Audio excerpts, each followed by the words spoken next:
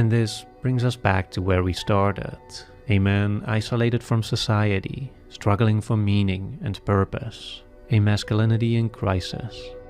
But now, understanding the full story, and having seen the driving forces that led him here through Denise her eyes, the true nature of his crisis is retroactively placed in a new light.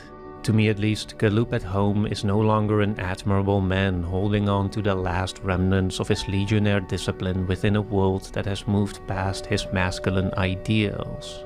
Rather, he's more like a sad creature that was beaten into submission by an indifferent master, and that now wanders aimlessly after being discarded, maintaining his act, his rigid routine in a performance to no one, to the benefit of no one, not even himself. I see Galoob and I see a man victimized by the very system that promised him significance, a man made small through psychological and emotional self-mutilation, a man who has become a stranger to himself and a danger to those around him. I see Galoob and I'm reminded of so many other men today, performing, posturing, increasingly detached.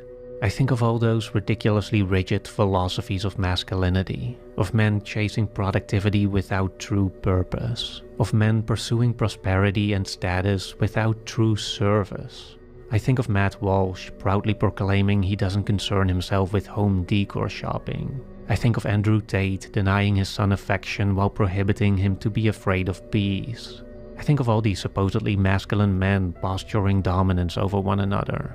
You know, what kind of man orders white wine in a restaurant? Like, who gives a shit? I think of all those men who need ever more control over their wives out of a deep-seated fear of losing them. A deep-seated fear that they were never truly loved by them in the first place. That their partner's commitment has always been conditional on them performing masculinity better than other men. As if there's nothing inherent within them to be loved. As if their worth must be continuously proven.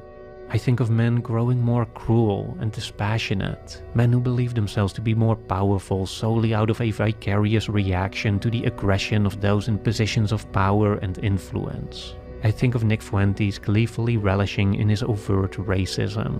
I think of the MAGA movement descending into an ever greater psychosis, having completely surrendered any semblance of autonomy to the whims of their deranged leader. I think of men yearning for a world without compassion, a world where only might is right, as if that somehow embodies men's primal essence or ideal natural state. As if the most prosperous and most peaceful era of human history didn't coincide with one of unprecedented cooperation and